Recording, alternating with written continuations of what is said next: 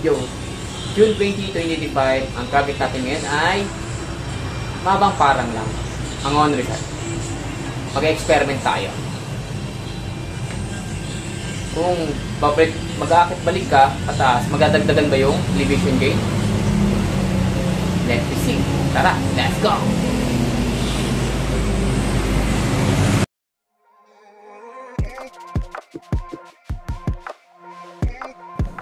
Kung nagtataka kayo kung bakit may data na ang aking so exciting computer, ay bike data ko yan, galing sa work pa, sa Taguig. Bike to work kasi ako, and as usual, fast pacing na 25-30 km/h ang aking takbuhan, lagi dyan sa C6 road. At mababa ang aking average speed, punsod ng mga traffic along the way, especially sa mga commercial highway at sa nakakabagot na residential road.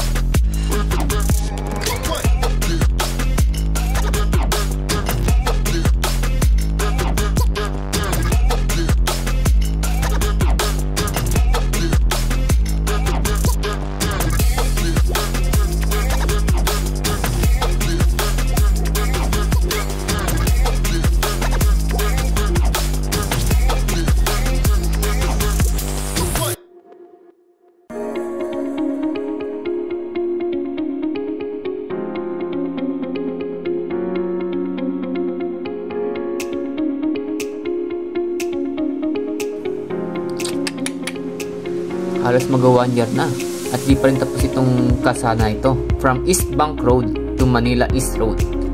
Kaya magre-route tayo papuntang SM Angono.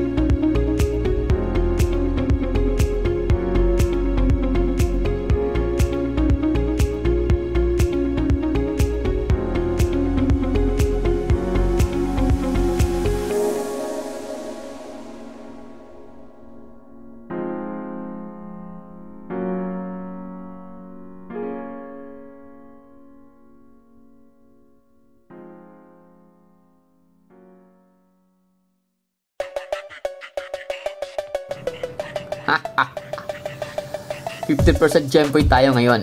Kaya ayoko sundin yan. Kaya magka-counterflow ako.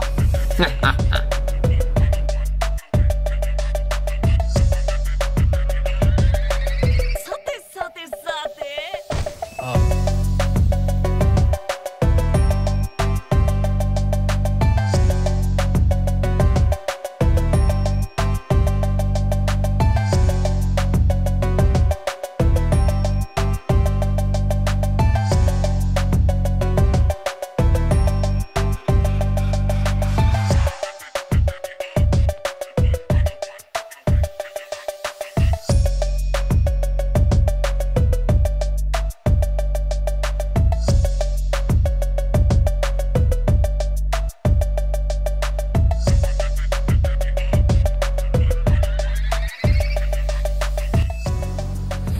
Eto, napatigil mo na sa bakery para magpatuklaw ng cobra. Para hindi ato kayo sa bike.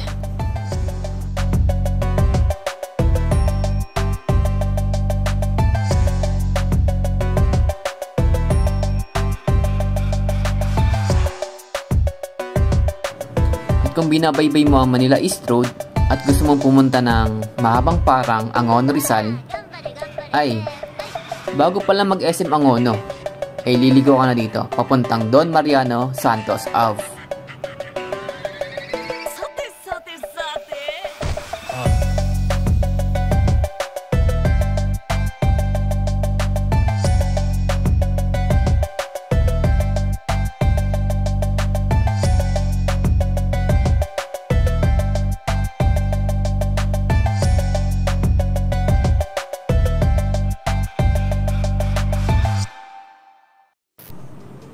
At kung paliko ka dito sa may Domsa, ay bubungad ka agad sa itong unang ahon na banayan na naglalaro lang sa 2 to 3% gradient.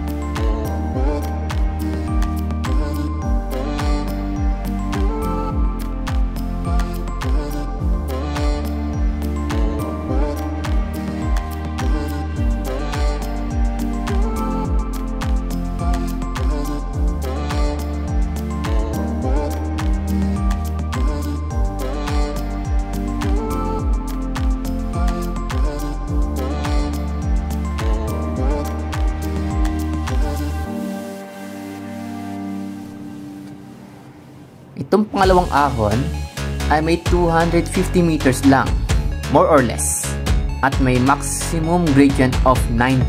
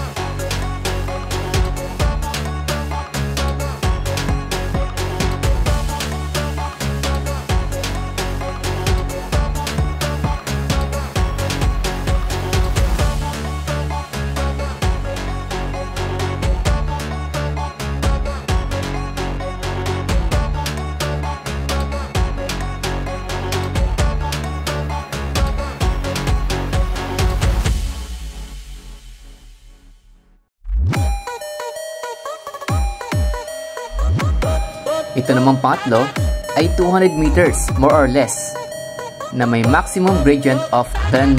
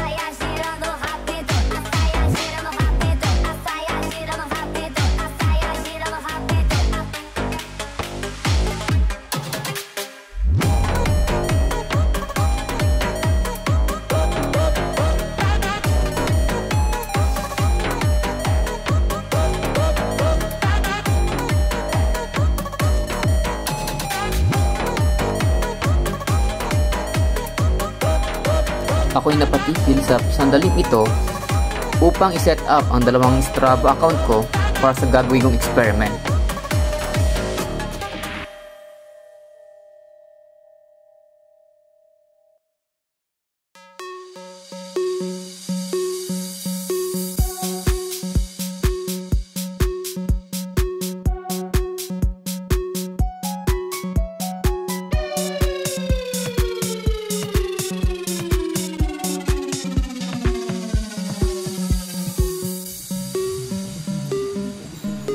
At kapag natanong mo itong Villa Adelaida, ay magsisimula na ang pang-apat na ahon challenge ng mahabang patang na actually part pa ito ng Barangay San Isidro, Angono, Rizal. At ito ay may haba na 1.1 kilometers at may max gradient na 15% sa part na sikong paahon. Babad sa 11 to 15% ang first half ng fourth climb at single digit naman kapag nasa second half ng fourth climb. 250 estimation to apex or hangganan ng ahon.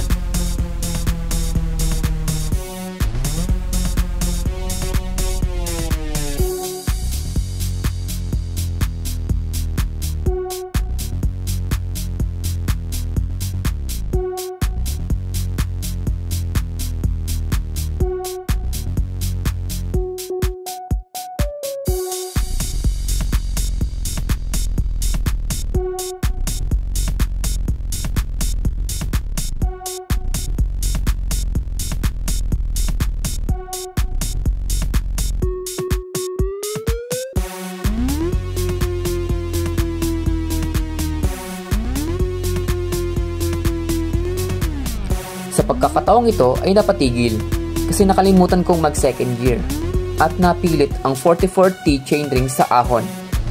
Huwag mong gawin ito kasi ito'y tinatawag na cross chain. Madalas nangyayari ito sa mga 3x chainring tulad ng bike setup ko na ang ibig sabihin ay nasa malaking chainring ang kadena at nasa malaking cogs or sprocket naman.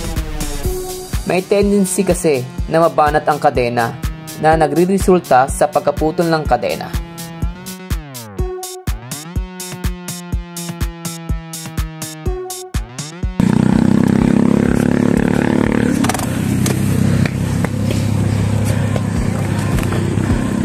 At maririnig mo rin sa video ito ang aking buntong hininga sa pagbabike dahil 3 PM ay umaahon ng matarik sa kabila ng mainit na temperatura.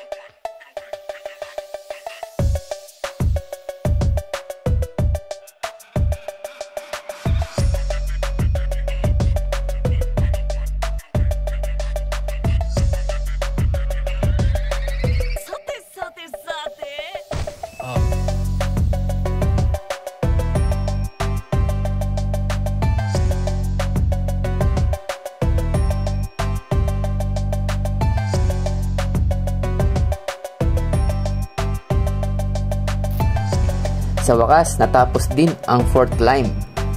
At nakita ko sa aking sarili na nag-improve ako, na hindi ko na kinailangan ng 1-2 padyak sa ahon na yon at na-maintain ang regular spin sa pagpapadyak.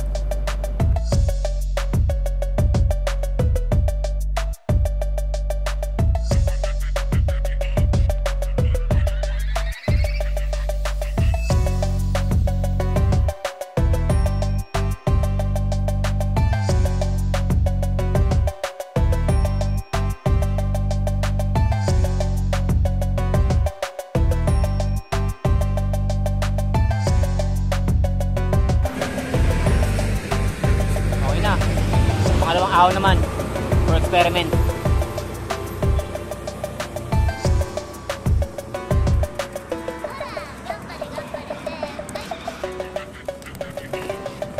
Natapos na sa pagpapahinga na umabot lang naman ng 5 minutes.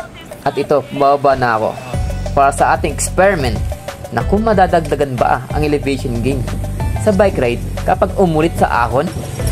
Subaybayan. Elevation gain mo nito, ano?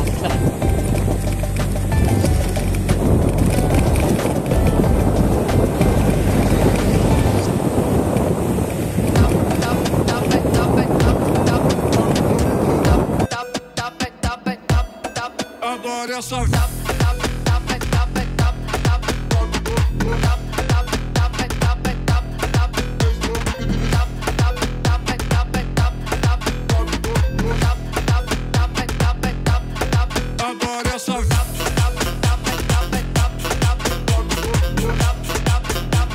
Tsaka safety reminders sa ating mga nagbo-bike na laging i-check ang ating brakes kung kumakapit ng maayos. Sa pagkakataong ito, sa lusong na negative 15% decline or opposite ng gradient, para sa ating kaligtasan at iwasang mag-jempoy na bumubulusok sa downhill kahit maraming kurba. Gumaganda nga ang stats mo, pero isinaalang-alang mo naman ang safety mo. Useless, my bruda. Back again to the climb business. Sa pangalawang climb sa 4th series ng climb papuntang mahabang para.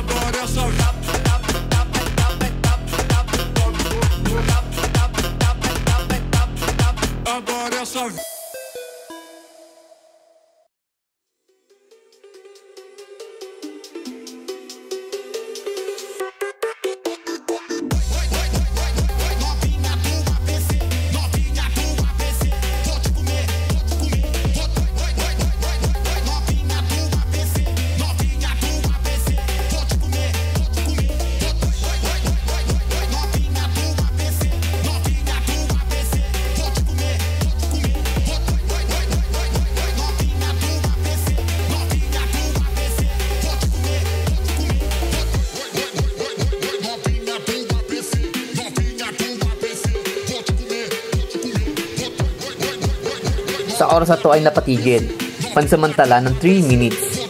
Kasi I'm fast to my limits. Lalo na paghinto ko ay naisuko ako pa nga ang 25 ml na Cobra. Yaks!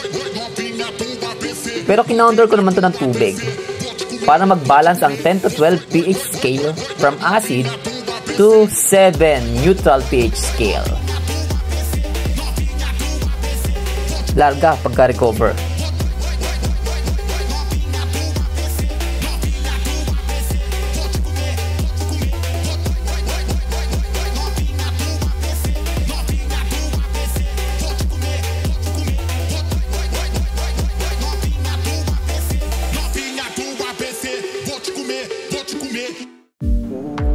At ito, natapos na ang pangalawang balik ko dito sa my 4th climb business dito sa may mahabang parang. Nakarating sa tuktok at natapos ng experiment. As per log ng 2 Strava, at ito ang result. Ang sagot at conclusion ko sa experiment na ito na kung madadagdagan ba ang elevation gain kapag dumoble ang iyong climbs. The answer is yes. Nagkapatong nga ang elevation gain kahit umulit ka. Kaya sa susunod at kapag may extra time pa ako magpa-stats sa Strava, ay i-achieve ko ang monthly elevation gain challenge nito na may 8,000 meters. Kwento sa akong ahon yun. Share ko lang din pala na ang elevation gain ay na-achieve hindi sa mula sa hypotenuse or sa distansya ng ahon mula sa base ng bundok papuntang tuktok, kundi sa opposite leg or 19 degrees height mula sa sea level to apex ng bundok. Ito, tapos na mag-selfie at magpahinga at sisimulan ko na mag-downhill.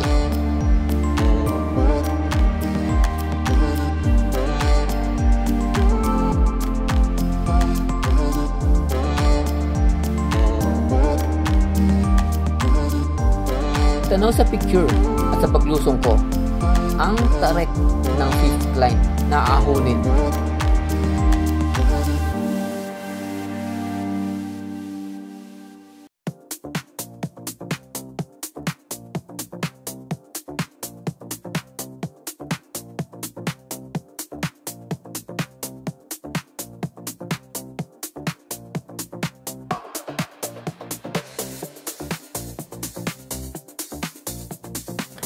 Sa ahon na ito ay part na ng mahabang parang Angono Rizal na may haba na 650 meters more or less at babad sa 2 digits na gradient na 10 to 13%.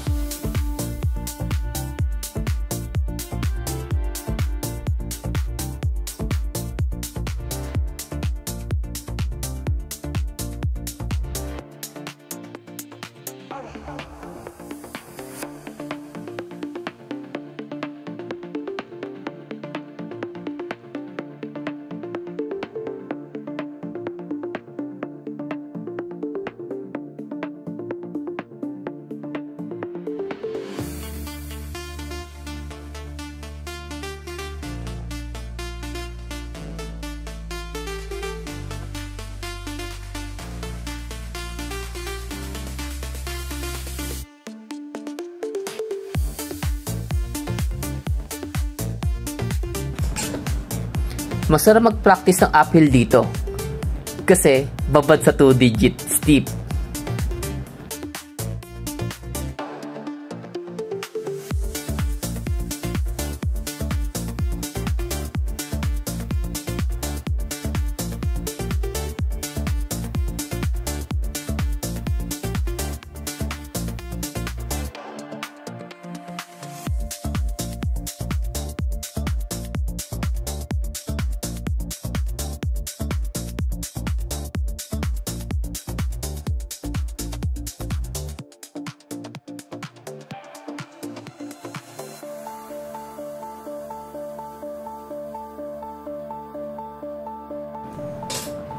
Pasensya na. Kasi ang gradient data na nasi-share ng aking cycling computer na SOS G+, second generation, ay kuripot magbigay ng gradient percentage. Unlike sa iba na new generation ng bike computers, ay baka lalagpas pa to ng 20% na gradient. Unlike sa akin na never pang nag-exceed ng 16%. Sad!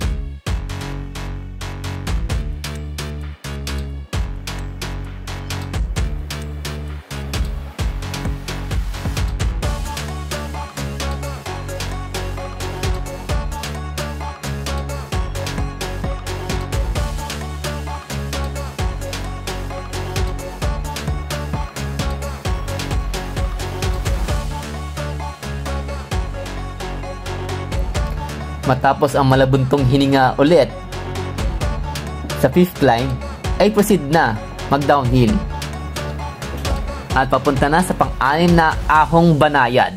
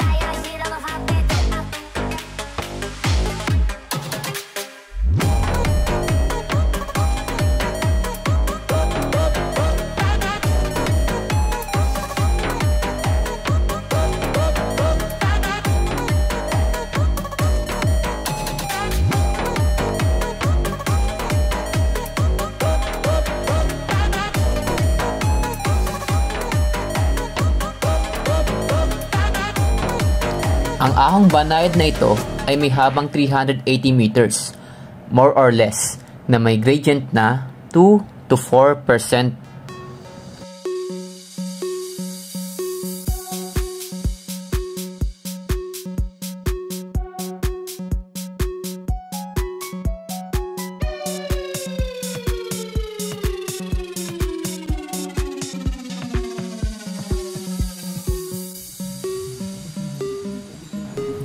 May bahay kainan at aliwan dito na tinatawag na iyot. Namit ng iyot kay masiramon man.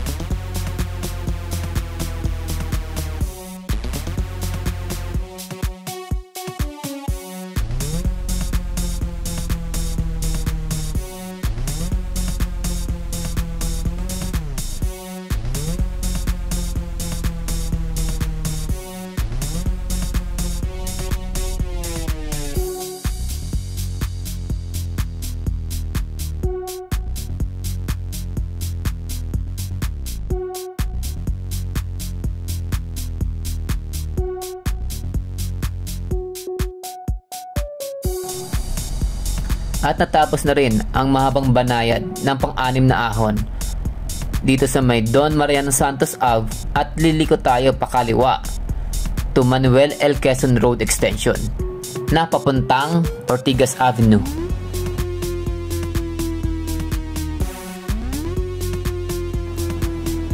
Papunta sa may Ortigas Avenue ay may pangilan-ilan lang na rolling hills papunta sa may Antipolo na maganda pagpraktisan at mag-stamina build para sa mga bikers and cyclists. I highly recommend sa mga newbies na bikers ang ahong ito, lalo na kung malapit sa Rizal, para ma-push through the limits ang sarili sa pagsubok sa mga uphills.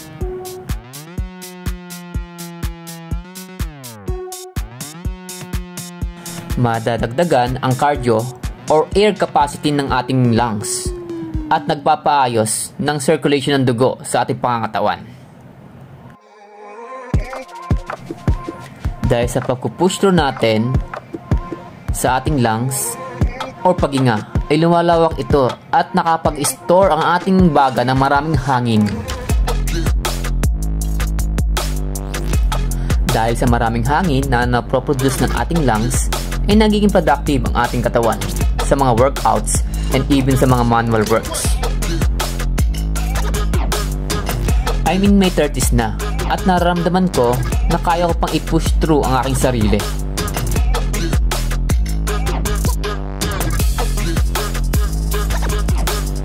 At para sa may mga edad na, mas maigi na magpakonsulta sa mga doktor bago gawin ang bisyong ito na magbike. To seek advice and prepare ng katawan, lalo kung may iniinda at nakatagong sakit.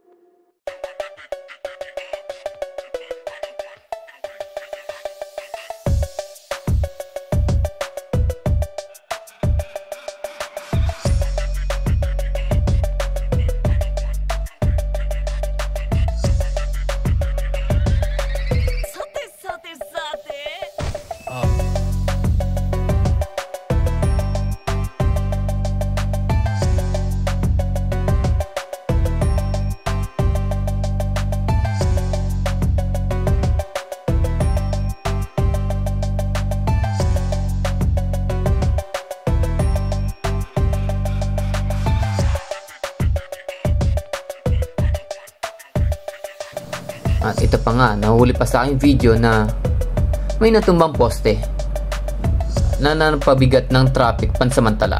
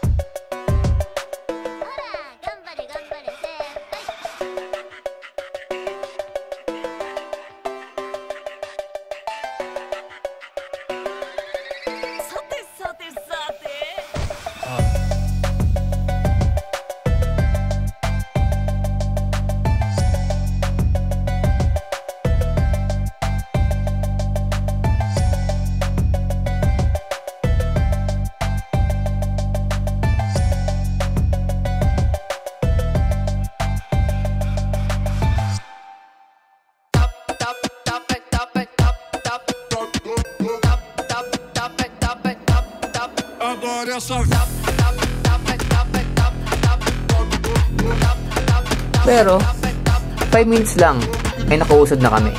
At ito na, simula na ng mahabang lusong papuntang Tikling.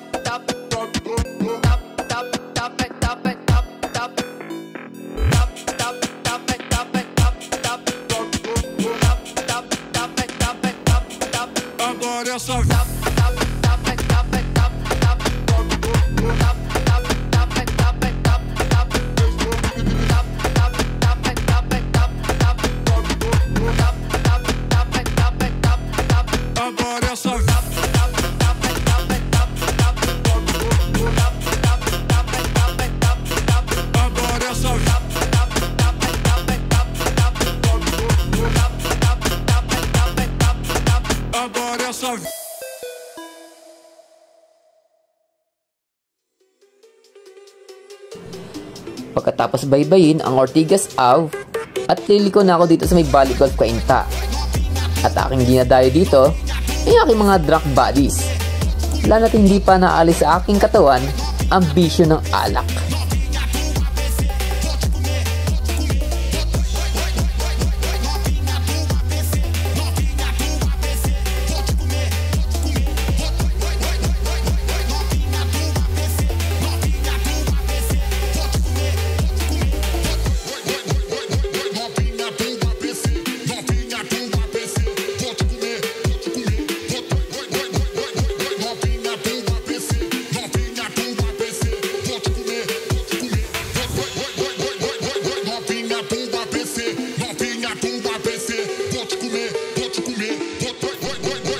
At ito, ang aking last ahon for this day, ang ahon ng Lower 4 Valley Golf Cainta na may haba na 400 meters at may gradient na 5 to 9%.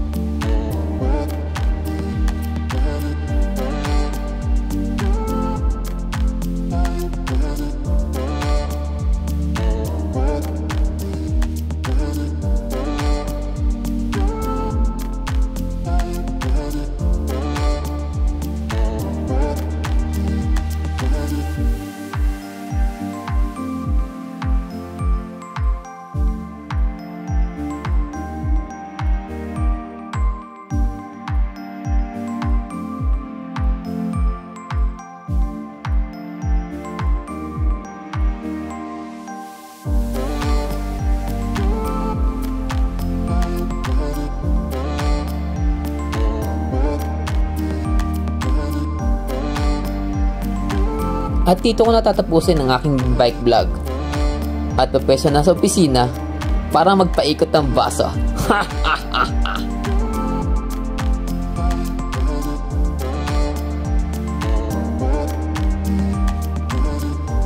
Video documentation lang ito, kaya no need to do anything. Just watch it na lang kapag dumaan ito sa media platform mo. Thanks for watching!